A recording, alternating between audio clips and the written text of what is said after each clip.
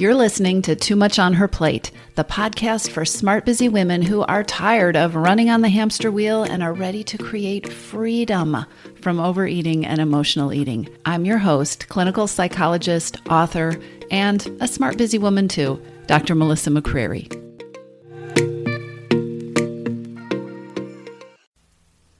Sometimes a podcast episode just isn't enough. And I realized after recording last week's episode about breaking automatic overeating habits and the importance of transitions that there was some more important stuff to say. Let me tell you first about what happened yesterday. Yesterday, I had a busy day with there were just some important happenings, and I knew at one point in the late morning that I needed to take a break. And so I decided, you know what, I'm going to put my shoes on. I'm going to walk some stuff over to the mailbox that needs to be mailed. I'm going to take a short little walk before I dive into the next thing. Went and put on my shoes. This was about 10 in the morning. And 4:45 that afternoon, I found myself sitting at my desk, still wearing my shoes, never having gotten outside. I absolutely skipped that very intentional, planned out plan for a transition. Let me tell you something else that happened yesterday. Yesterday was a coaching group call for people in the Missing Piece program. Someone in the program who's been really putting her heart into changing her relationship with food said, I'm so frustrated because I keep setting the plan up to stop and pause, take a transition before I eat, and just check in about whether I'm hungry or not. And you know what keeps happening? I keep forgetting to do it. It doesn't even occur to me. I'm just not following through on this thing. We need to talk a little bit more about the problem of skimping on transitions, denying ourselves transitions, and the pause that is absolutely required between activities, and why it is absolutely required, why it is so important. Here's the problem. We're wired to keep going and to keep doing. I think this is especially true if you are somebody who's living with chronic stress or overwhelm or in a state of constant busyness. Your thoughts, your brain is going to default to what to do. What am I going to do? What should I do? What do I do next? That's going to be the default pathway in your brain. The thing is, doing and being are two very different things. Autopilot doing, which is a lot of what is happening when your brain is saying, okay, what do I do? What do I do? What do I do next? What's the next thing? Autopilot doing is reactive. Often it's a direct response or a reaction to whatever the thing is that's just right in front of you, or to the first thought that jumps into your head, or to the next email that appears in your inbox. It's a reaction. And we often do autopilot doing as a way to avoid feeling, or in an attempt to somehow remedy the feeling or the emotion. And here's where it can get a little bit tricky to explain this, and where your thoughts may push back against what I'm saying, because I know doing can be incredibly productive. Of course it can. Doing is probably how you've achieved so much of the success that you've achieved in your life, right? But doing from a place of not being grounded and not being intentional, that's reactive. Transitions are the places in our day where we have an opportunity.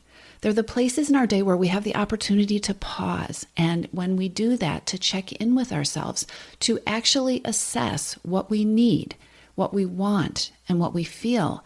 And when we know those things, when we can take a pause, when we can actually check in with ourselves and assess what's going on, then we can move forward intentionally and smartly. You can't be intentional or purposeful if you aren't present in the moment and if you're not connected to yourself. And you can't connect with yourself if you're constantly in reaction mode, reacting to whatever life is throwing at you at the moment. Honoring transitions and taking a pause in between things, it's how we get grounded. It's how we know what we're thinking and feeling and needing, whether we're hungry or stressed or tired or whether we're about to blow a gasket. And knowing these things is the first, absolutely essential step to being able to respond to ourselves, to take care of ourselves, to meet our needs, to make a choice to respond to the situation, the need or the feeling or the desire with something that isn't food. If you're not present, you can't make a choice. If you aren't stopping, and if you're constantly in reaction mode, you aren't present. Transitions are that shift between things. So when you're shifting from one activity to another, or from dealing with one kind of relationship, like being a parent, to having a nice conversation with your spouse, or when you're even shifting from locations, when you're in the car, between activities, going somewhere else, between paces, between being in work mode and coming home to a place where you're going to hopefully relax. Transitions are the opportunity, that space in between things, that's the opportunity that we have to come back to earth, to come back into our bodies, to remember that we're more than a brain or a head full of thoughts and to-do items. Transitions are our opportunities to reconnect with our humanness and to practice self-care, to make new choices instead of just barreling straight ahead and eating and acting on autopilot. Here's the thing, if you're out of practice with taking transitions, they won't come naturally. Pausing will feel awkward or wrong, like you should be doing something. Or like that member in your missing piece, you'll be frustrated because you keep absolutely just forgetting to do it. You're forgetting to stop and pause and pay attention. And stress and overwhelm and busyness can make it harder. But just like you can work on something like, building up your core strength by doing a plank and doing it for a few seconds more each day, you can also gradually increase the strength of your pausing muscle. You can gradually increase your ability to create purposeful transitions and then purposeful choices in your life. So, if you recognize yourself in what I'm describing here, it's time to start practicing. Practicing pausing. Practicing taking 30 seconds to breathe before you start the next thing. Practicing finishing the one thing, maybe taking the notes you need to take and making the adjustments in your calendar, putting the files away before you dive into the next thing. Practicing placing a teeny tiny bit of extra space, 5 extra minutes between the things in your calendar. Practicing noticing when you're transitioning between activities and noticing which transitions feel good and which don't, and noticing the transitions where you tend to mindlessly grab something to eat. And asking yourself in those moments when you actually remember to pause, because remember, you won't do it all the time because that muscle is weak, asking yourself, what do I know about what I'm feeling? What do I know about what I'm needing? What do I know about what I'm wanting?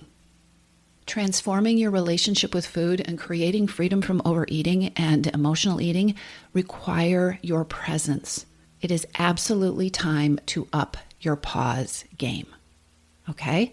And if you want help and you want coaching to shift out of overload and overwhelm and overeating, then I strongly recommend you check out the Missing Piece program, because that's where we work together, where I help members shift your mindset, ditch the diet and deprivation thinking, and actually create the strategies that fit you that will lead to lasting change. Start small. Acknowledge if your muscles are weak. Know that any teeny tiny bit of practice is going to make them stronger. Up your pause game. You can start right now. Go pause.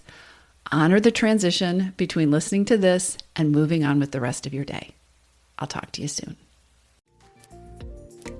If you're ready to lose your overeating and emotional eating habits, and you are ready to step into a relationship with food that fits you, one that doesn't rely on willpower and deprivation, then now is the time to join your Missing Piece.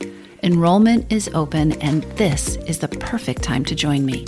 Go to toomuchonherplate.com/freedom, or just click on the link in the show notes. Your Missing Piece is the program where I show you step-by-step how to create freedom from overeating with a unique combination of psychologist-designed, personalized work with me, coaching, and smart strategy. You'll learn how to reclaim your power, ditch the diets, and create results that are built to last. Check it all out at toomuchonherplate.com/freedom, and I'll see you inside.